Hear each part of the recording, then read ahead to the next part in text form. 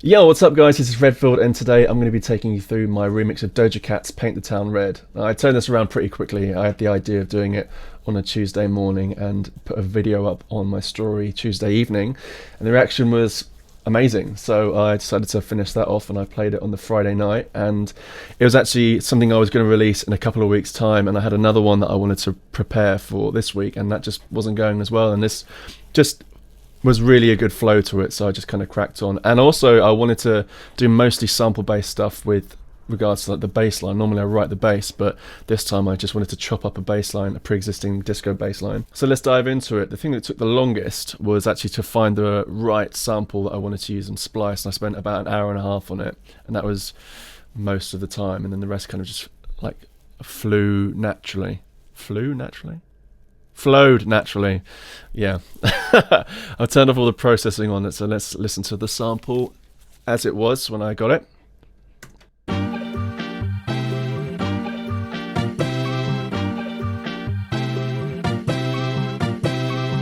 And then with all the processing on, let's open this up. So I've got Gullfoss, which is doing a lot of real-time EQ correction, which is amazing. Well worth getting if you can get it.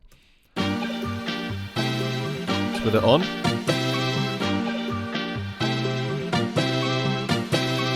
Pretty good stuff. And then, so I basically did some extra stuff with the string sounds as well, which we'll go into later, but there's a reverb on here because I wanted it to sound, I did all the chops, I wanted it all to sound like it's in the same space. So if I go to the actual chops that I've put together,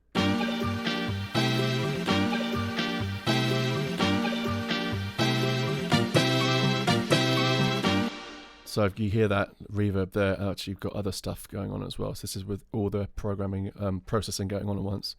It's without.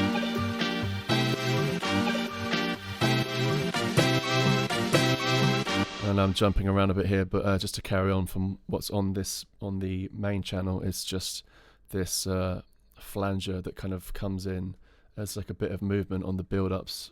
Where we go. So here, just to add a bit of movement on the build.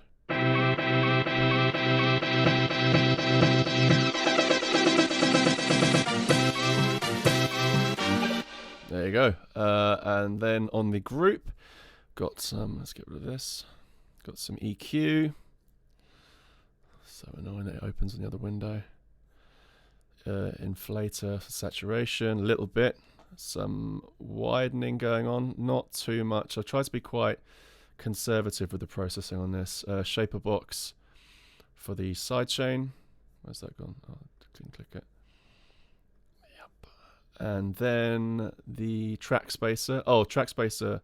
This was for the vocal group, so it's sidechaining against the vocal. I think I've discussed that in another session. And then Sue, just to tame some of the harsher frequencies up in like 4K and 5K, just because it was like a bit aggressive there. So this is with it all on.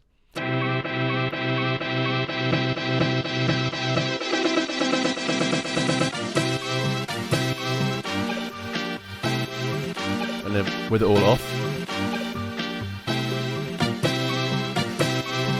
It's just subtle, but it just adds that bigness to it. It just made it sound a lot better, I thought. And then the bass line was also a sample with the processing on.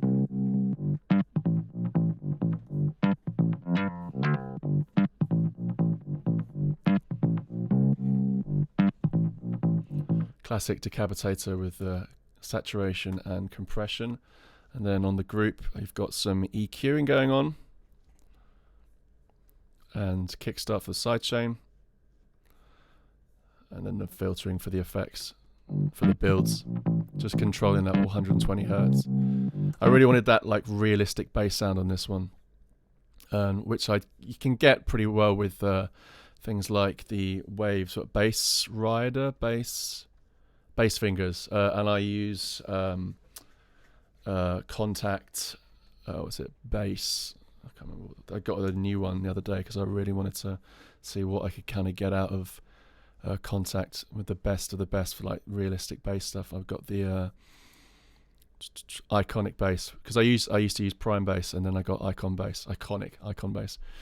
Yeah, so, but yeah, this time I just wanted a sample, and then with the slices to match there's this wheel, like a bend kind of thing, which matches really well with the slice of this one.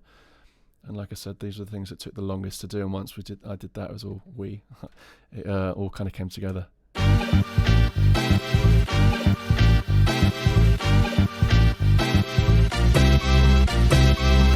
And then I love these da da da da, and what I wanted to do was really kind of add to that. So I went in and sampled again, whereas I would have used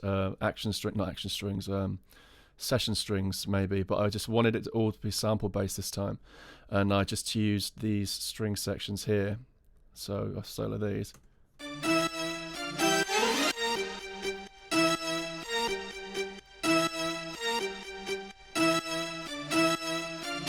So you got the harmony as well there. And then the drums I kind of kept quite simple. I've got some layers of claps here. Some good movement in those. Then on the drops I wanted to accent every fourth, every 2 bar. So put that in. Got that tail on the second one. A hi-hat and a ride, just providing the offbeat. Let's go from here.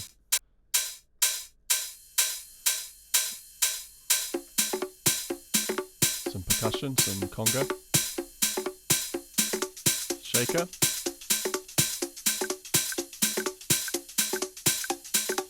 Cowbell and clave. And then some extra tambourine at the end, just to add some extra power.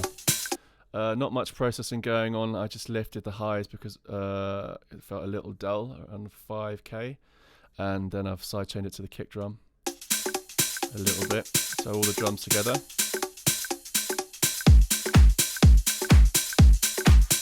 Got some parallel compression.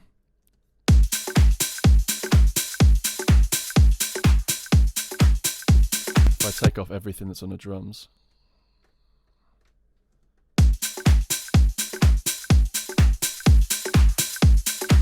Just catching some of these harshness in the hi-hat there, around I think 10,000, 11 and 5. Some transient stuff with alloy.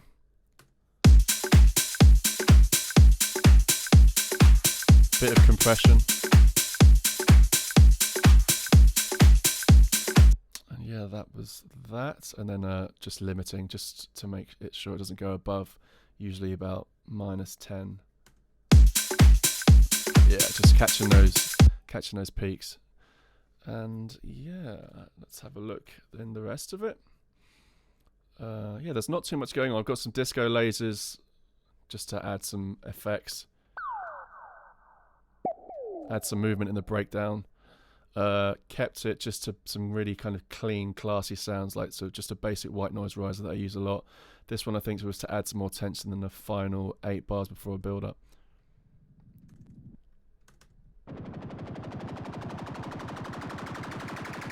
Just kind of like a laser helicopter, just to add some build to it.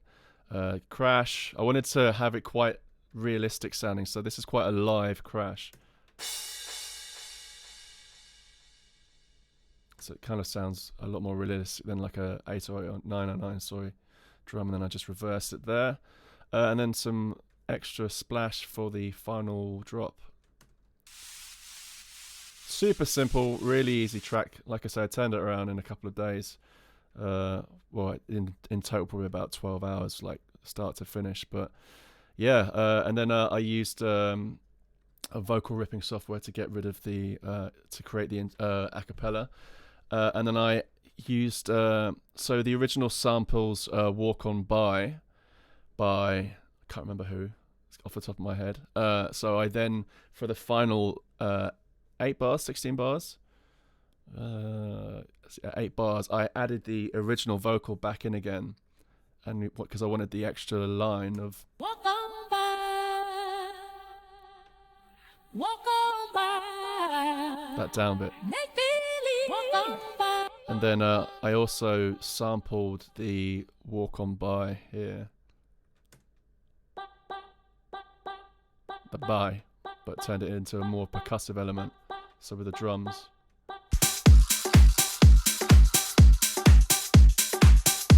Just to add something, and then it just moves around a lot with Valhalla, with the room in there. So yeah, that's how I made that. Super simple, super stripped back, not too much processing going on. Just sample choice was just pretty quick in the end for like the drums and stuff like that. And yeah, that's how I made that. Hope you enjoyed it, and I'll catch you in a bit. Bye bye.